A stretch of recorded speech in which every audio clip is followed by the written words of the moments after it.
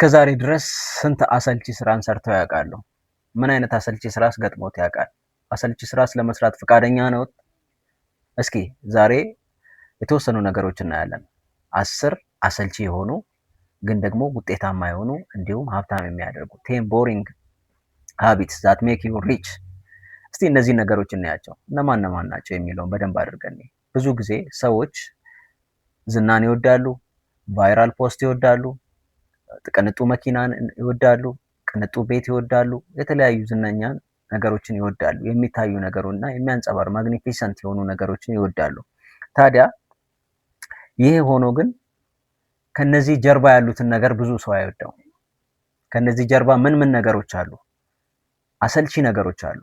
እነዚህን ውጤቶች ዝነኛን፣ ቫይራል ፖስት፣ ቅንጡ መኪና፣ ቅንጡ ቤት፣ ትልልቅ ኮንትራት፣ ትልልቅ ስምምነቶች፣ እነዚህን ነገሮች የፈጠሩ አሰልቺ ተግባራት አሉ። ከነዚህ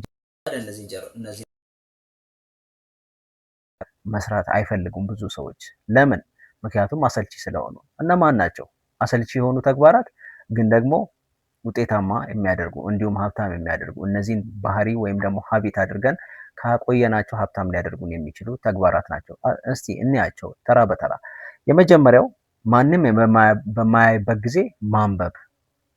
ሪዲንግ when nobody is watching። ማንም አያየንም፣ እኛ ግን እናነባለን። ብዙ ሰዎች ስክሮል ሲያደርጉ ጥቂቶች ያነባሉ። ስለዚህ ከነዛ ጥቂቶች ውስጥ መሆን አለብን ማለት ነው። ስክሮል ማድረግ አያሰለችም፣ ማንበብ ግን ያሰለቻል። ስለዚህ ብዙ ባነበብን ቁጥር ብዙ የማወቅ እድላችን አለ። ብዙ ክህሎትን፣ ብዙ ነገሮችን የማዳበር አጋጣሚውን እናገኛለን ማለት ነው። አንዱ ይሄ ነው። በቀን 5 ዓመት ላይ ግን ምን ያህል እንደሆነ ውጤቱን ማየት እንችላለን ማለት ነው። ሁለተኛው ለአመታት አንድ ክህሎትን መማር learning one skill for years። በጣም አሰልቺ። አንድ ኮርስ አይደለም፣ 2 ኮርስ አይደለም፣ ብዙ ኮርሶችን፣ 1 ዓመት አይደለም፣ ብዙ አመታትን፣ 1 ወር አይደለም፣ ብዙ ወራትን፣ አሰልቺ የሆኑትን ኮርሶች በተከታታይ ኮንሲስተንትሊ መማር በጣም አሰልቺ ነው። እነዚህ ግን ከበስተጀርባቸው ምን አለ? ውጤት አለ ማለት ነው። ለአንድ ወር ሳይሆን ለረጅም ጊዜ። ለዚህም መጨረሻ ላይ ውጤቱን እናየዋለን፣ በአደባባይ ይክሰናል። ይህንንም ማንም አያየውም ማለት ነው። ሶስተኛው ምንድነው? ከማውጣት በፊት መቆጠብ፣ ሴቪንግ ቢፎር ስፔንዲንግ። ሁልጊዜ ብዙ ሰዎች ይህንን በተቃራኒው ነው የሚያደርጉት። መቼ ነው የሚቆጥቡት? ካወጡ በኋላ። መቼ ነው የሚቆጥቡት? ኢንቨስት ካደረጉ በኋላ። መቼ ነው የሚቆጥቡት? ሙሉ ከኮንሳምፕሽን በኋላ ማለት ነው። ስለዚህ አብዛኛውን ጊዜ ይሄን የምናደርግ ከሆነ አሁንም ይሄ አሰልቺ አይደለም። አሰልቺው ግን ምንድነው? ከማውጣታችን በፊት መቆጠብ።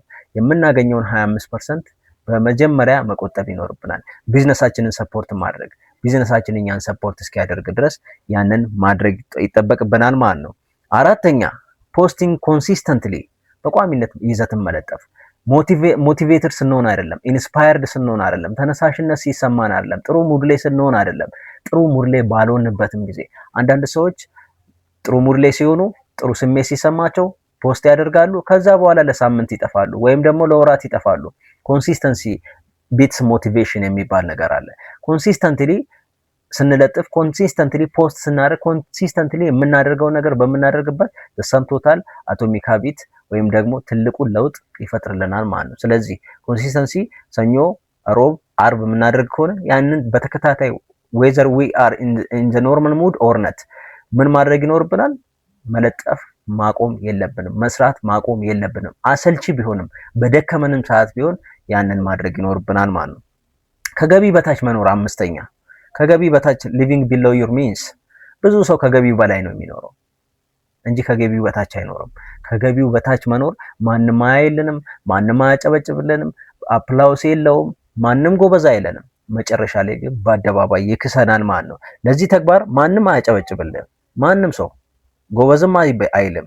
ግን ይሄ በዝምታ ሀብትን ይገነባል። ቀስ በቀስ ሀብትን ይገነባል። መቼ? ከምናገኘው በታች መኖር ስንችል። living below your means። ገንዘብን ነገር ነው። ወጫችንን አንከታተልም። ምን ያህል እያወጣን ነው?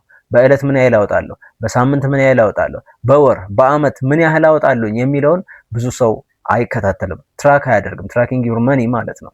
ለምን? አሰልቺ ስለሆነ።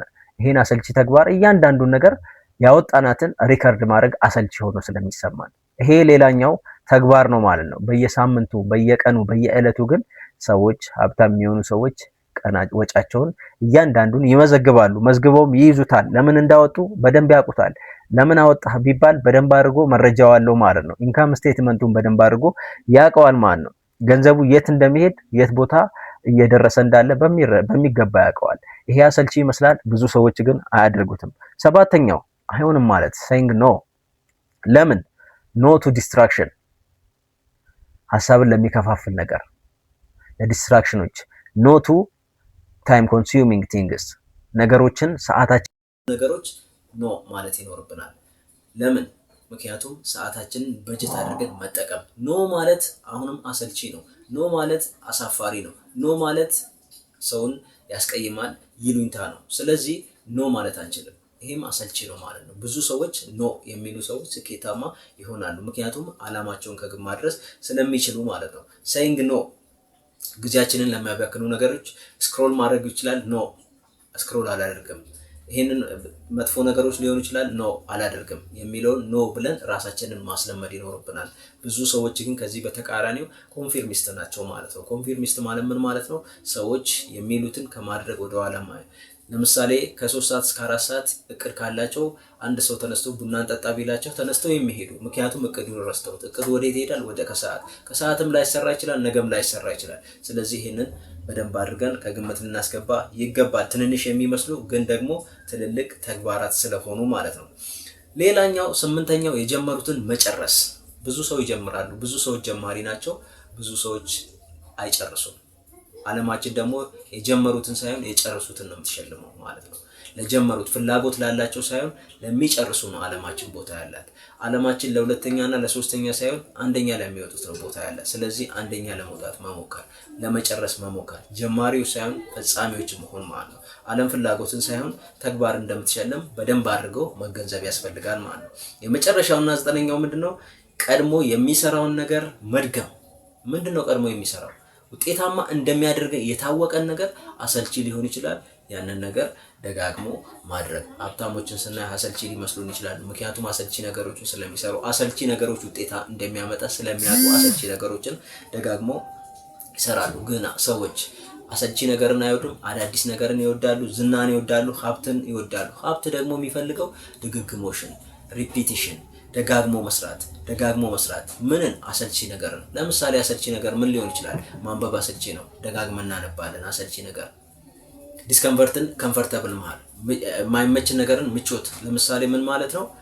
ሌሊት መነሳት ብዙ ሰው አይወድም፣ ብዙ መልመድ አይፈልግም፣ አሰልቺ ነገር ነው። ግን ሌሊት መነሳት፣ አርፍዶ መተኛት እስከ 6 እስከ 7 ሰዓት አርፍዶ ስራን ሰርቶ መቆየት አሰልቺ ነው፣ ግን ውጤታማ ያደርጋል። ብዙ ሰዎች ያውቃሉ፣ ግን አያደርጉትም። ስለዚህ ከአሰልቺ ነገሮች ጀርባ ምን አለ? ውጤት አለ።